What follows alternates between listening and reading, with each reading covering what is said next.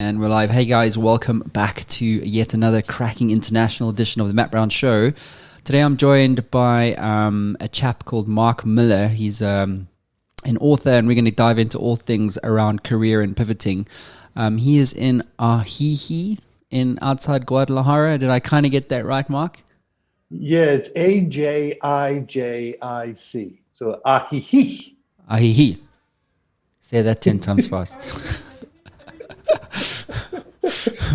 Yeah, and we were practicing our Spanish, but we won't bore you guys with a very poor version of Espanol. Hey, Marc. So, Marc, hit us up, set this up for us. You are an expert in career pivoting. Walk us back to the beginning. Where does this journey start? Where does the story start? Well, I'm 63. I'll be 64 in another few months. I graduated from college in the late 70s, and I, like all good baby boomers, I went to work for a big company that would take care of me, that I was supposed to work for 30 or 40 years and ride off into the sunset, which, of course, 30 years in, they moved my cheese. So I went to work for IBM, where I worked for 22 years. And back in the 70s and 80s, companies like generalists. So we moved around a lot. And I actually had about 3-4 different careers within IBM. And then in 99, they screwed me in my pension. I then gave them the single finger salute and left. Went to work for a successful semiconductor startup. We were talking beforehand, I was, in the day of coronavirus, I was in this epicenter of SARS back in 2002, training Huawei, the bad boy of China. And that was a few months after I had a near fatal bicycle accident. I was on my bicycle. I hit a car head on at 50 miles an hour. Our combined speeds exceeded 50 miles an hour. Yeah. And I totaled a 96 Toyota Corolla. Very simply, I tore up a knee, I broke a hip, I dislocated a shoulder, broke a bunch of ribs, broke the clavicle, but I had no internal injuries and no brain injuries I'm willing to admit to.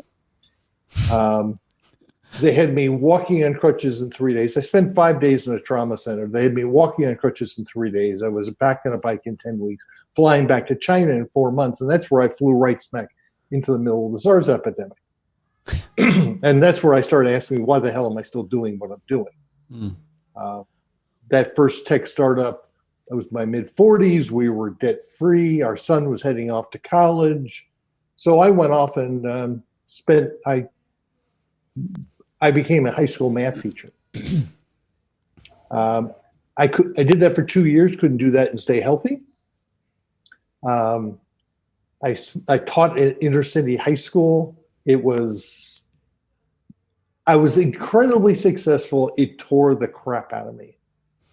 And then I did a year of nonprofit work. I joke, I relapsed, went into career. I went back into another tech startup, one of the original high definition video conferencing startups, Life Size, which was then later bought out by Logitech.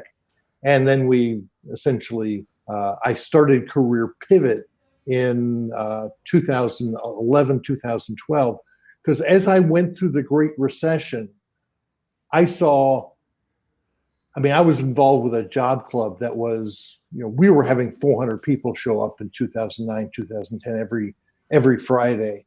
And they looked like me. They were all in the 50s and 60s. And they're all screwed. And I started looking at careers for baby boomers, and there was nothing. All the books was targeting millennials and Gen Xers, primarily millennials. And I'm going, why? Well, we're all going to retire.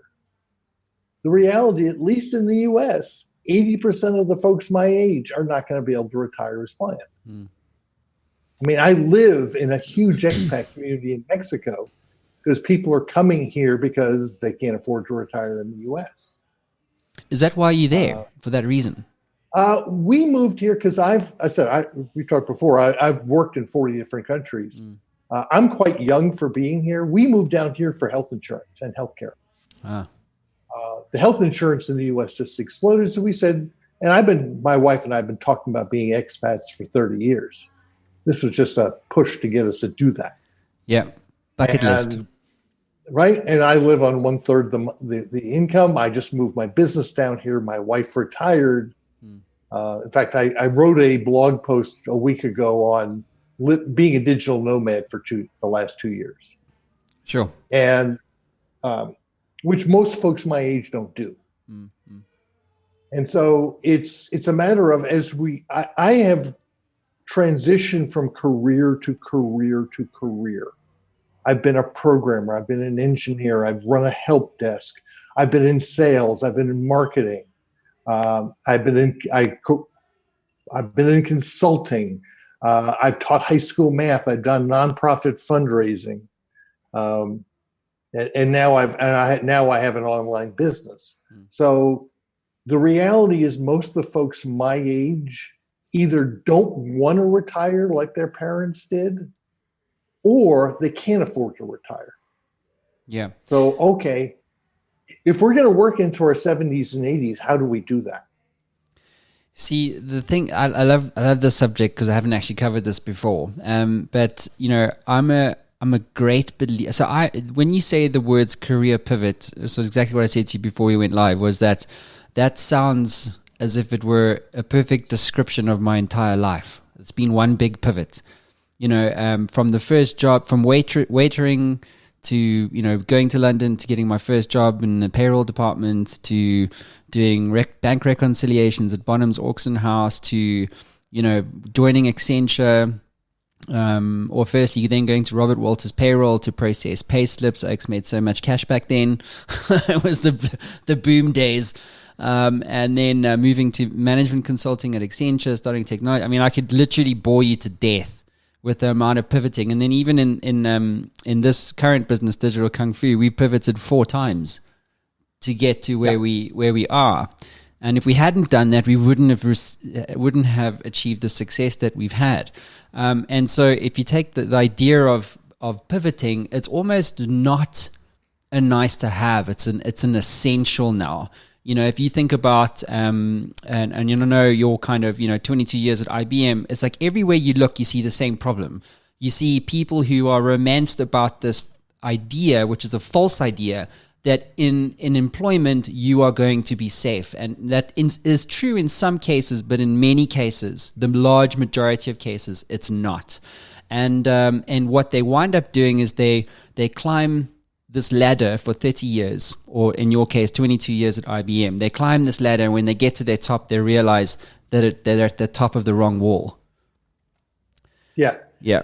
I claim if you think your job is safe, you are smoking something, and yes, you are inhaling, and you better be doing it someplace where it's legal. So life, you know, we've reached a point. I mean, right now we're recording this on the March 17th, and you know, coronavirus is shaking everything up worldwide. Mm-hmm. How are you going to adapt? That's it. It's adapt or die. It's adapt or die. And so, just like you said, in when I started Career Pivot in 2012, I've transformed this business multiple times because I've had variety different events that have caused the business to collapse, come back. As my demographic ages, I move to younger ages. We're seeing folks now in their 40s and 50s seeing age discrimination, which before was always 50 people 50s and 60s and older. So we're seeing a whole variety of different, you know, problems as we move forward. And one of the big things that I work with people on, I have an online community where the big thing is working on their mindset. Mm. And going, okay, I was raised to believe my career would look like X. And the reality is things are changing. I call it, I've got a whole chapter in my book on creative destruction. Creative destruction. Yes, creative destruction. When new technology comes in, it destroys old jobs and technology, but it creates new ones. Yeah. Okay. And I mean, this goes back to all the way back. The classic example is in 1903 in the U.S. If you wanted music, you bought a piano. There were 400,000 pianos sold every year. Mm-hmm. Well, then the phonograph was created in 1877. That didn't really take off till 1915, 1920, and then came the radio. And then look at the music industry today is totally transformed. And by the way, you can still buy a piano. They make about 30,000 a year. Just look at what Amazon is doing. Just think about it. I'm running this call over an iPhone 6S. Smartphones been around about 15 years. Yes, there were smartphones before the iPhone. Mm-hmm. Were they though? Were they really? Yeah, I had a don't think they were, dude. I had a Crackberry. But did you have the Razor? The Razor flip phone? Do you have that? No. I just had Blackberries. With just Blackberries? I like the real keyboard. But anyway, think about the amount of industries that the iPhone and smartphones have destroyed. And what Amazon is doing to retail. Yeah, well, it's dismantling retail. By the way, the only difference is it's all accelerating. The rate of change is accelerating. So you have to be prepared. The way you can make money today has drastically changed from just even 10 years ago. Yeah. It's frightening though, because there was one thing, it was like 64% of job titles that will exist in 2030 haven't been invented yet. And so that's a forward-looking view. But when we work with technology companies only, and I can tell you now that the stuff that we're seeing vendors, original equipment manufacturers produce at a technology layer, at a robotic process automation layer, is frightening. The technology now, it's the disconnect here for me is that there's nothing that's going to really prepare you for this world. And it's like, I believe that to keep yourself relevant, I can only talk for our business, but to keep ourselves relevant as a business and as a team, we have to adopt the philosophy that what we know today is going to be obsolete tomorrow. And we need to unlearn and relearn everything that we assume to be true about the world. Because if we don't do that, we will 100%, we will become irrelevant if we don't fix that as a team. And that's what keeps us competitive. That's what keeps us relevant. That's what keeps us valuable in the market. And it's this idea and this philosophy that, if you're in a career and you feel like it doesn't truly light you up, because the other thing also I say is like most people go to jobs every single day. They spend most of their weeks there. They make huge sacrifices with their family and with financial sacrifices, etc. And they're sitting in a job that they hate. And that ultimately, if you fast forward 10, 20 years, it's a job that isn't going to serve you. And so for me, it's like, well, if you're unhappy in whatever situation that it is, and you are not prepared to make a change, then you must be happy in your misery. Yeah, one of my mantras is when I graduated from college, I became an actor. I went to work for a company. I played a role. And by the way, I got really good at playing that role. And the problem was, after 20 or 30 years, mostly when I hit my 50s, staying in character became exhausting. Now, I'll use myself as an example. I became a geek that could speak. I worked for a bunch of leading edge high-tech companies, and I could get on stage. By the way, by the time I hit my 50s, wow, I walk off stage, and I'm a real high energy guy on stage. And I go thunk. And because we're paid more to be extroverts. So I made myself to look like one, but I'm a big time introvert. Mm-hmm. You might be able to say I'm sitting in my Mexican concrete bunker here. This is my office. It's brick and concrete. And, and I can work here all day. I'm just fine. Yeah. Now, part of what has happened to many of us who grew up in the 50s, 60s, and 70s, we reshaped ourselves to make ourselves successful. And it wasn't about, go to work and be happy. It was go to work and make $1 so you can pay your mortgage, put your kids through college, put food on the table. It's not about going to work and being happy. Mm-hmm. Yeah. And of course, and Matt, I don't know how old you are, but I'm 40. You're probably old. Okay. I'm old enough to be your father. So the point there is, Matt, I am your father. Is the fact that most of our children, what they do is they echo us. Yeah. In other words, when most of us leave home, we do one of two things. We either do exactly what our parents told us to do, or we do the exact opposite. And I can give you lots of examples of that, because my generation did the exact same thing with our parents' generation. Mm. Well, back in your day, and I would say, like, when you were, let's just say, when you were in your 20s, entrepreneurship wasn't a thing. It wasn't a thing. It wasn't like, you had friends going, one day when I leave school, I'm going to be an entrepreneur. That wasn't a thing. It wasn't a thing back then. Well, yes and no. It was in certain communities, because you still had small businesses. Now, high-tech entrepreneurship, and the fact that, yes, there were entrepreneurs back then. I mean, Steve Jobs is a classic example.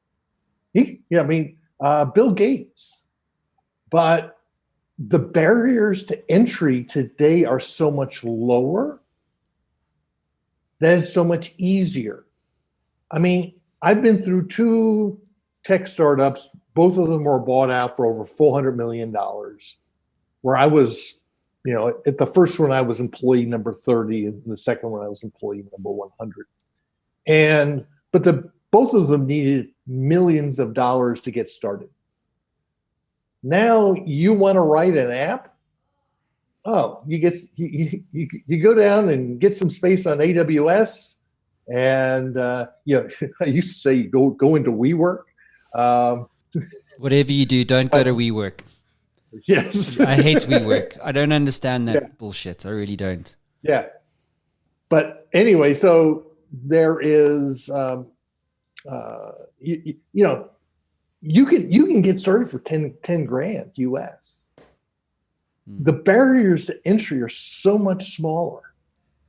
And with the regulatory difference in the US, it's so expensive to go public now and be a public company. Nobody wants to go public.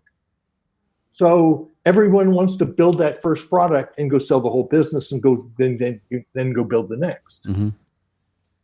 And so the ecosystem around tech has changed completely in the last 15 years. Mm-hmm. I've watched where I lived in Austin, Texas, where I lived for 40 years, where things went from lots and lots of hardware development with lots of money to need to get started to now,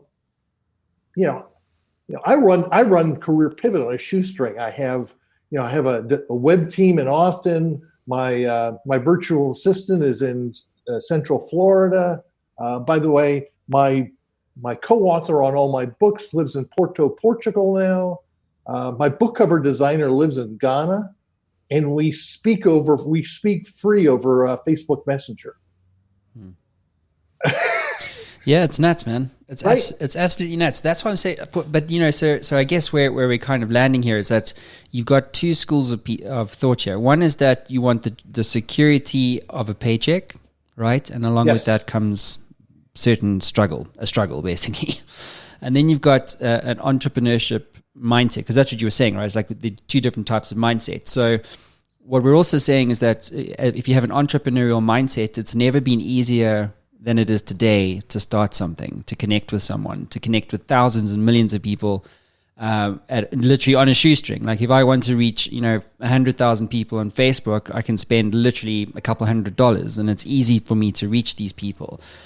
So your access to markets has never been easier. So all you actually need is an idea that you can get behind, that you're hungry to see manifest in the world, and then do that and to execute it and see it through. But where we find where I find that there's a disconnect is that when you decide to do something, whether that's become an entrepreneur or stay within a corporate job, it comes with a certain set of expectations that you create unconsciously. And so along with those expectations comes a necessary set of actions. But if your expectation is that it's going to be a 5 out of 10, you will only take a 5 out of 10 set of action, right? But what that means then in reality is that it's probably going to be more like 20, right? Not 5, in order to achieve something, whether that's in a career or whether that's in, athletics or whether that's in entrepreneurship or whatever. And so what we do is we don't take sufficient action, and then because of that, we don't see the feedback from our actions. And so therefore we decide that the goal is either unattainable or it's not worth pursuing or it's too hard. And we create this narrative about why we can't achieve the things that we want to achieve. And so in the career sense, which is what you're talking about, and what I love about this whole conversation, specifically with your point of view, is that you're actually focusing on people who are like over 50 years old, right? Yes. Yeah. So if you think about it, it's almost this, there's this other kind of mindset that when I'm old, it's too late for me to do something. Like my mom is one of those. The world always owes her something. She expects the world to deliver things to her on her doorstep, when actually the question should become, well, what can life expect from you? And there's, as I said, there's this expectations and action disconnect.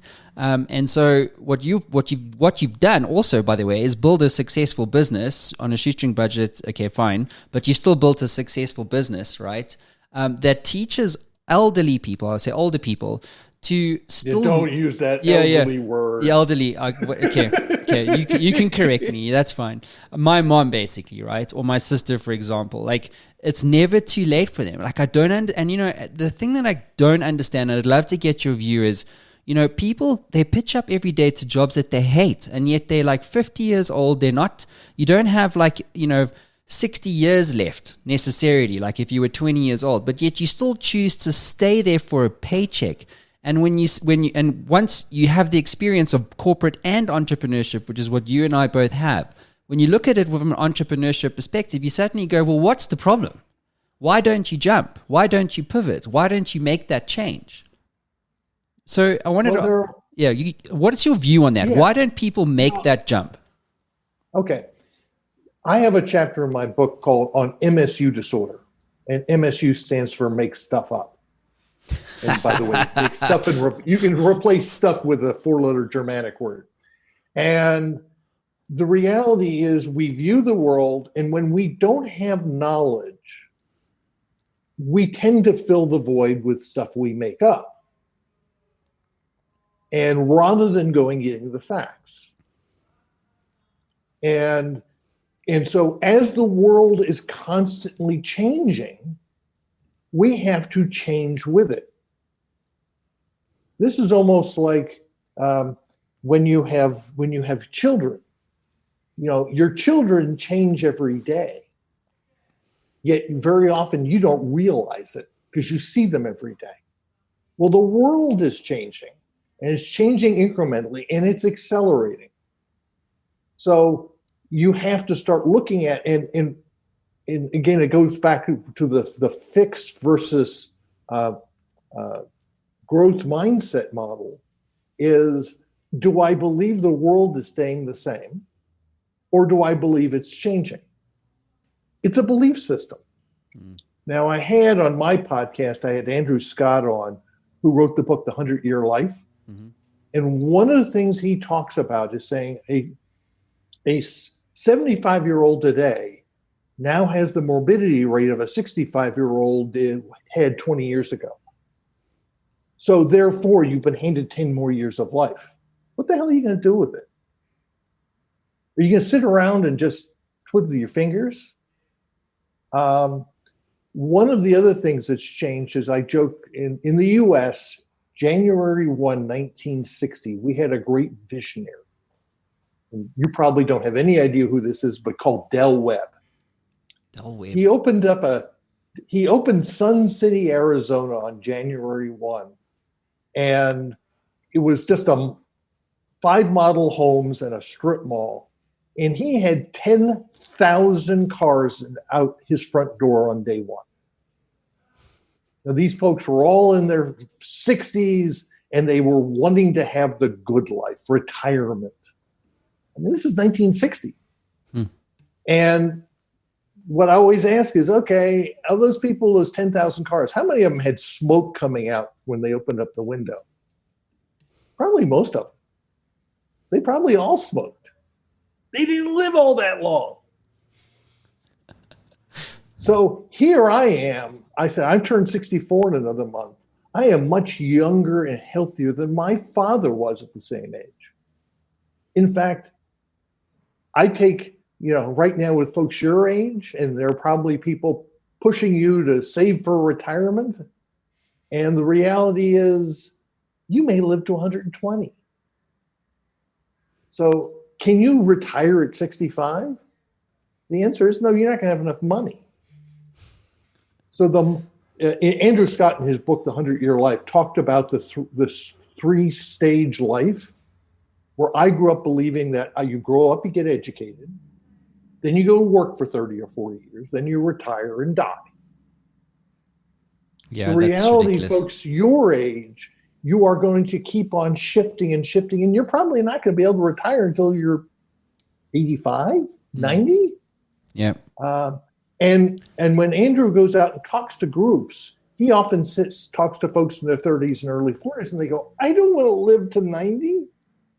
But their view of living till 90 is your grandparents. Yeah. And your life at 90 will not look like your grandparents. It will. And so therefore, you have to look and say, how am I going to keep on reinventing myself as I go along? And I've got a number of folks in my online community who are now in their late 60s and early 70s who are building portfolio careers. In other words, they're doing 3 and 4 different things. Some of it's as a consultant, some of it's part-time employment, some of it's their own business. I've got Adele, who up in Montana, who's opening up an art gallery. At the same time, she works for an Indian consulting company doing HubSpot. As she says, she spams people. And at the same time, she's working for a permaculture nonprofit and getting paid developing their websites. So it's, where I grew up saying I was going to work for a single employer. Nah. And once as you've probably seen, once you get the bug of saying, I don't want to work for the man anymore. I want freedom. I want control. One of the things I find a lot of people need accountability. Well, how do I do that but doing it for my own? As you say, I grew up wanting a paycheck, but when you go work for yourself, it's about cash flow and not the paycheck. That's a great point. That's a very great point. And that's a really hard mindset, because when I started Career Pivot, it took me 18 months before I stopped waking up at 4 a.m. going, I don't have a paycheck anymore. I don't have that standard. And I'm fine. I knew my burn rate was. Yeah. I had money in the bank. Well, like I said, our health insurance costs blew up in the US. So what do? I moved someplace for cheaper healthcare. Yeah. My dad, a while back when I was living in London, he sent me a whole bunch of articles. It was a guy, you're reminding me of this story, but he was basically sending me all these articles from Ecuador. So this chap was American. He moved down to Ecuador, and he started a financial related business. And he was talking about all the opportunities that exist within Ecuador. So people don't go to Ecuador on holiday, okay? They don't go, and even fewer go there to live. But he was basically making a very solid case, and I followed these articles for months, okay, that Ecuador was an incredibly viable alternative for you to move there, to your point around being cash flow centric, right? So having a low cost of living, being able to earn a dollar-based income through whichever vehicles or entities are relevant for you, but that should you do so, the opportunities for wealth creation far surpass what you could achieve in America to a large degree. And he also made the point that also echoing what you just said, and the sentiments around that, is that it's never too late for you to make that kind of move. So it's like, I just also Googled the world's oldest athletes. And just to give, and this seems to me like there are these shining examples. There's one lady here called Ida Keeling. She's a sprinter. She's 104 years old, and she lives in Harlem, New York. And basically, she runs track events, and she's got the world record for 100 meters for people, old people. And so when you think about, these kinds of stories, we look at them and we don't understand them. It's like we don't see ourselves in that story. Do you know what I mean? It's like it's beyond what we feel is attainable for us. And so what we do is we give up. We accept the status quo, that it's too late for me. And as you say, we make up this narrative that that ultimately stops us from getting what we want. So when you look within that context, how does one essentially repurpose their mindset in your view? And obviously you're in a very unique and specialized position here, having consulted to all these people and helped them to create this kind of change. How does one appeal to and activate this new kind of, let's call it a prosperity mindset, as opposed to one of failed existence? Well, the first thing you have to do is realize what you've done to yourself in your career and life, and accept the things, as I say, understand what things you want to carry forward and what things do you want to leave behind. And sometimes you're really good at things that you, like in my public speaking, I don't want to do that anymore. It's exhausting. I still do it to some, but I moderate it. I don't want to do tech anymore. I'm done. In fact, I've relapsed twice. I want to do things that have meaning. And so the point here is first you have to realize what you want to leave behind, what you want to carry forward, and then start looking at, one of the things I've done in my online community is trying to build a community where people go, you're doing what? Huh? It's about, I call it broadening people's horizons and finding people who are doing things. I use the example, I've got Jean LaFay back in my, she's my image consultant back in Austin. Jean's 71. She has opened a fulfillment by Amazon business. Her first product that she started selling on Amazon was a pierced earring back, not the earring, but the back for women with sagging earlobes. Okay, I don't know anything. I don't have pierced ears. Unlike you, Matt, I don't have any tats. That's a niche. But it's sold on home shopping networks, and it's a growing market with women who've worn too heavy earrings for too many years, and who would know? Is that something, right? Yeah. She sources the product out of China. She sells it through fulfillment by Amazon. She's now looking at other accessory products. And it fills her creative need, but it also gives her the location independence. In fact, rather interesting, she came up with this idea while she was on vacation in South Africa. Really? And yes. And so, she realized that she had been for many years trading, at least the previous 10, where she was an image consultant, a personal buyer, where she was trading hours for dollars. And she wanted to get, take what she enjoyed out of that, but build it into a business that's scalable. It's fascinating to me how so many businesses come from personal experience. It's like, if people, I often get asked, like, how I want to become an entrepreneur, but how do I start? Like, where do I, what's the seed that I need to plant?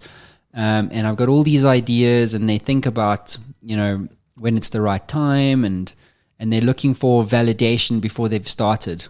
Do you know what I mean? And it's never going to be the right time. It's never going to be the right business. And I can tell you also that the thing that you want to start is very rarely the thing that you wind up with. I mean, I founded 10 companies and they're always radically different from the thing that I thought the market would want. But the thing that I see all the time, these really successful businesses, these stories like Spanx, the billionaire, forget her name now. But anyway, so Spanx is a massive company, but it came from this founder, from her personal experience where she couldn't find a product that fitted her body. And so she created a product from out of her own experience. Nobody wanted to buy it. Long story short, it's now $1 billion company. This lady who's 71 years old, same story, came from a personal experience. And so often I would say it's like, stop looking outside of yourself to find the thing that you're going to manifest in the world. Rather look inside of yourself and say, well, what's keeping me up at night? What agitates me? What is an itch that I can't find a scratch for, right? And then execute on that. Just do something. And I love the story. 71 years old with a dropship fulfillment arrangement with Amazon, and she's doing it. And she's 71, and we've got millions of like 30-year-olds out there, 20-year-olds out there with dreams. And yet they just stuck. They're stuck inside the bottle and they can't read the label. You know what I mean? And I'm looking for that spark. Like, how do you create a spark in someone to create that kind of thing? Do you know what I mean? To fail, just to take that chance. Well, it's interesting. I grew up in the generation, in 1969, I watched Apollo 9 land on the moon. And I was, 12, 13 years old back then. Well, I grew up with the philosophy failure was not an option. So when I graduated from college, the belief was, if you couldn't get a job, you were a screw up. And that slowly changed as we went through the 80s, particularly as we hit the 90s, where everything changed and security in your job. So we've gone from failure is not an option to fail often, fail fast. And I have seen, and I've got multiple examples going through the Great Recession, where I'll use the example. I have a very good friend who bought a staffing franchise in early 2007. And then the recession hit, and she realized in middle of 2008, this is not going to work. Shut it down. Went on to the next thing. Versus I know somebody else who started their business in 2007 who said, I'm not going to let this fail. And she wrote it out all the way to 2013, where she ended up having to shut the business down and had $40,000 and $50,000 in debt. And she'd been out of her industry long enough that she had a hard time getting back in. Why? Because she wasn't willing to realize that, okay, I made a mistake. This is not going to work. Let me move on. I mean, it's kind of like what I've been doing with my own online community. One of the things I've developed curriculum in 40 different countries. When I first went into China in 2000, I had all stuff shoved in my face. Chinese don't think like us. And I always claim, no matter who I think the audience is, I'm always wrong. So you have to learn to adapt. One of the things you have to do is you have to learn to listen. What I thought the audience would be when I started my online community is I get a bunch of young 50 folks, 50, 52, 54-year-olds. Well, now half my audience is over 65. That's not what I expected. Okay, I listen and I adapt. And just because I expected something, that expectation was based on my own MSU. I made stuff up. Right?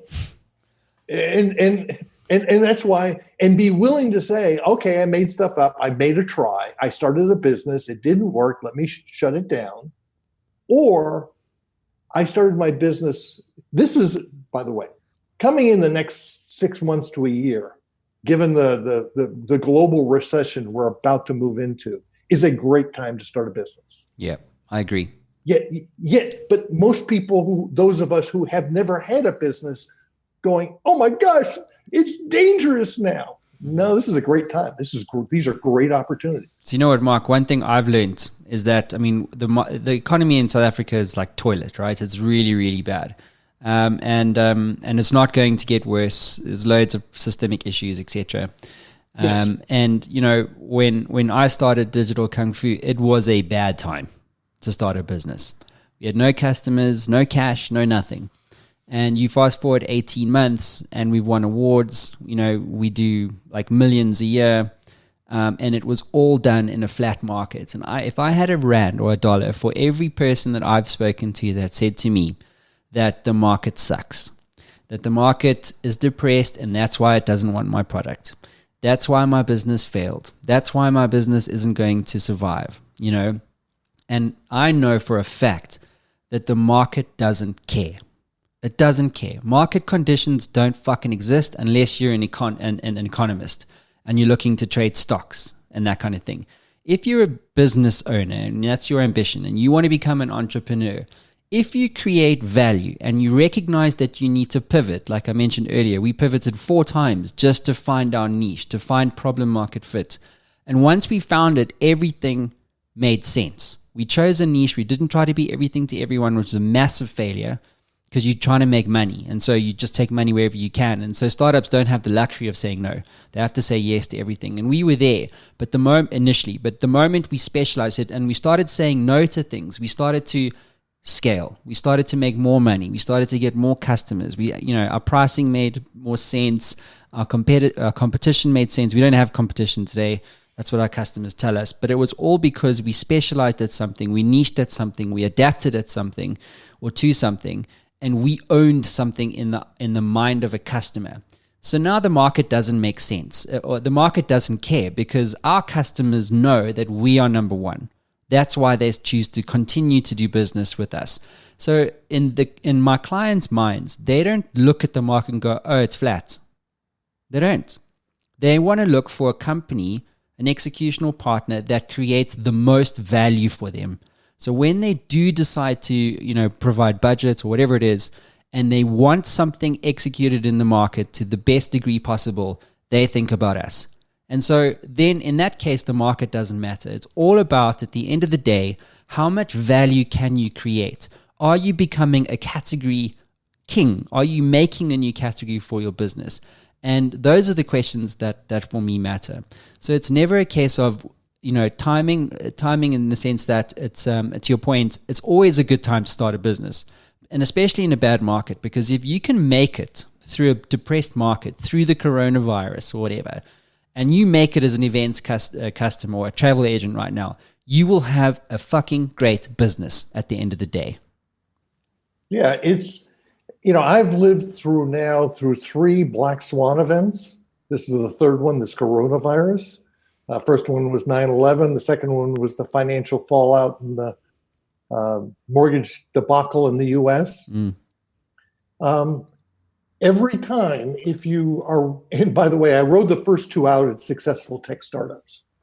My timing was impeccable, and sometimes you make your luck, and sometimes you fall into it. And I've fallen into it multiple times.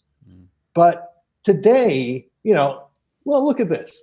The fact is, I've built a podcast over 3 years. I now have, I get 10, 15,000 downloads a month. Amazing. I've been able to publish 4 books. I sell 1,000, 2,000 copies a year. Where I make $5, $6 a copy. Mm-hmm. I've scaled my lifestyle down, and I do not live a frugal lifestyle here in Mexico. And I'm able to live a really good life on my terms. And I don't work for the man anymore. But it's a matter of constantly adjust. So someone like yourself, when you reach, quote, the pinnacle and you've hit your game, it's the paranoid who will be successful, because what's going to come behind you? Because something is going to change. Yeah, I know. And that's right. Yeah, exactly. My mentor told me last week, he was like, you know what, Matt, we're talking about the coronavirus and sustainable businesses and stuff like this. And he basically said to me, look, only the paranoid survive. And it's a thing because, this coronavirus thing. So I did a whole bunch of research over the weekend. I was freaking out about, what would the impact be actually practically, etc. Looking at, developed markets, and it's kind of like watching a car crash unfold before it actually happens here locally. Yeah. So you can see what's going to happen. You just have to look and see, okay, well, this is what's probably going to happen here. And in an emerging economy like ours, it's probably going to be worse. Right? So how do you operate in that environment where things are just happening like it's car wrecks all over the place? And so my wife says to me, no, I'm obsessing about it. And I've said, yes, I'm obsessing about it because the consequences are huge if you don't obsess about what the impacts will be. You have to be paranoid in order to survive. You have to be questioning, what are the warning signs in my industry? What's the canary down the mine shaft? When is this canary going to fall off the fucking perch? And what position am I going to be in? Do I have 6 months? As an events company, I would say you need 6 months of runway, right? Because everything has been cancelled. Everything has been cancelled overnight. There was nothing, you could not prepare for that. There was no strategy, there was no nothing. But it's not the end for you, because as an events company, you can still do things. You can go online, you can start doing, we started to do this because our customers phoned us and said, hey, all of our events have closed and been cancelled. So what can you do? We've got all this unspent budget, and we're doing this for Microsoft and SAP and various others. And so there's always a winner in this stuff. There's always a winner. Like I spent probably $5,000 on headsets for my team because they all have to work from home. And I paid them, and I was like, shit, that's a lot of money for headsets, right? But it's a crisis. So someone is going to win. Someone's winning. You just need to understand, well, what's the opportunity? What's the gap? Is there a market in that gap? And am I positioned as a business to take advantage of that? That's the strategy. Yeah, I'll use the example. I listened to the NPR 1A podcast in the U.S., and they were interviewing restaurateurs in Manhattan and going, how are you going to keep from going out of business? And they're going, we're going to shift to delivery and takeout. There aren't enough grocery stores in Manhattan to feed everybody. Oh, it's ridiculous. So, right, it's one of these things of where we're doing this over Zoom, which, by the way, a lot of my buddies at my last tech startup, Life Size, ended up at Zoom. And there are lots of ways, there will be opportunities in ways that you didn't expect. And one of my predictions is for myself is I'm using this as an opportunity to grow my business. Right? There are going to be more people unemployed. There are more people going to be looking, oh crap. This virus will fundamentally change certain industries and will fundamentally change certain cultures. We were discussing this in a conversational Spanish class I had the other day about the fact is, we're now talking about social distancing. Well, I live in a culture that is where people walk up each other and kiss one another. It's hugging. And so how will this change society? The answer is there's opportunity there. Yeah, it is. It's funny because my team always hug each other. They do. I was sitting at my desk the other day and everyone's hugging each other. I was like, well, what about me? Why don't I get any hugs around here? You know what I mean? But giving other, there is the whole concept of retail arbitrage, of where there's a gentleman in Tennessee who decided that he was going to buy up all the hand sanitizer all through the southeast of the U.S. And he's now stuck with 17,000 cases of hand sanitizer. that Amazon and eBay have cracked down on, because he saw a business opportunity in this. Yeah. Unfortunately, it was taking advantage of people, and now he's stuck. And so it's looking for opportunities. Well, I mean, and that was a really bad choice. Yeah, but I mean, you could create like a COVID-19 home survival kit. A friend of mine actually, I spoke to him a couple of days ago. So he's a developer, right? So he runs a shop that develops applications and stuff. So when all this stuff was going on, he basically was like, well, I'm going to arbitrage some products, not toilet paper necessarily, but like, I don't understand that shit, right? No pun intended. But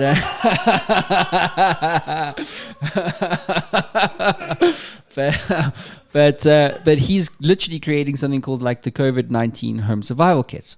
So he's going to aggregate some products, put it in a box, and send that to your home, and you can order it online, right? Because you can't get certain things at home. So his value is, I'm going to source and curate these products for you. And so you can just worry about your family, not have to panic like with everybody else, this panic buying stuff. Right. And so you have to respect that. I mean, yes, Amazon cracked down on him. So what does he need to do? Does he give up and go, oh shit, I'm stuck with, 17,000 canisters of hand sanitizer?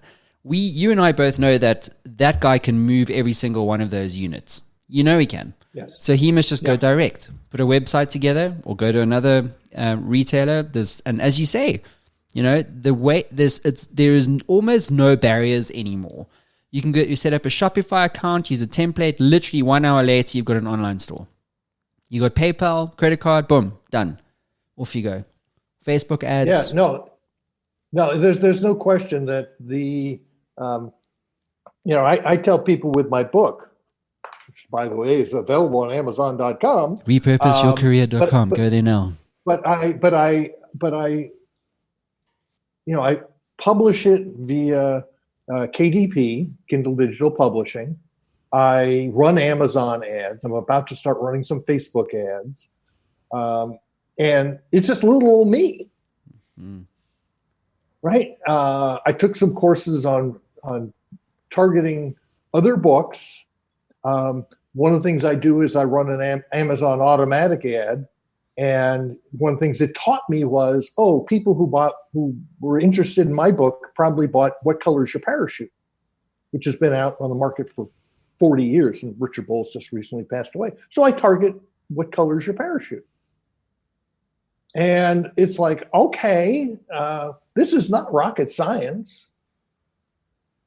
As long as I'm willing to learn and adapt and don't try and do everything. I have no artistic skills. I'm a recovering engineer. I have zero artistic skills. I leave that to other people. So, well, it's like on my podcast, people tell me I'm a great interviewer, and I say, no, I'm not. You're a great listener. More importantly, I can edit out my verbal vomit. And how did I learn to do that? Well, in my last tech startup, we did 21 hours of voiceovers for our online training. I learned how to edit audio. That's a good example of repurposing skills. Because I was doing online training, I can take that into podcasting. And yes, I've become a much better interviewee. I'm a much better interviewer. I'm an incredibly good interviewee. But those are different skill sets. So I'm willing to say, okay, I'm willing to learn that. Well, that's it, right? And I suppose the key thing there is to update your skills and whatever you feel the gap is. And I think that's a great point. And on that bombshell, I just want to wrap up, Marc, and ask you this: why do you do all of this? Like, if you pivoted your own personal career so many times, why do you now help others to do that same thing? What's the underlying motivation for that? What gets you out of bed in the morning? Well, one of the things I have found is you have to figure out what motivates you. And as I look back on my career, it's always been helping people. Right? When I've developed curriculum or I've taught people, it's when the light bulbs went off in people's heads. Or when people, more importantly, when people went, wow, that was good, thank you. Now, one of the things I've learned, I'm a Berkman consultant, I use the Berkman assessment, and I pick people's personalities apart, which, by the way, I'm doing currently on my podcast with Phil. And Phil's not his real name, but the fact is, those of us who are in our 50s, 60s, and 70s have 20 and 25 and 30 years of experience. And we know when things have sucked and we know when things have been good. Is understand why. And I like helping people. I love when people go, oh, I can do that. Oh, I mean, I've got 3 or 4 folks in my entrepreneurship mastermind who are all in their 60s. They've all started service-based businesses.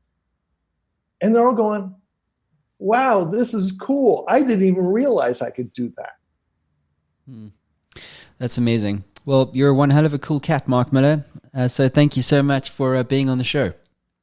Well, thank you for having me. And where can we go and find more information? If people are listening to us right now, and obviously your book we've touched on, but is there where's your online community? You've mentioned that a few times. Okay. You can go to careerpivot.com and either click on the community button at the top. There's also careerpivot.com/community, which will take you to a page where you can sign up for my waiting list. I bring people in groups into the community, so there's a sense of belonging. You'll find Repurpose Your Career, or if you just go to careerpivot.com/podcast, you will find all the episodes for the Repurpose Your Career podcast, and it's available on iTunes, Stitcher, Google Podcast, Pandora, Spotify, and all the places where all fine podcasts are available.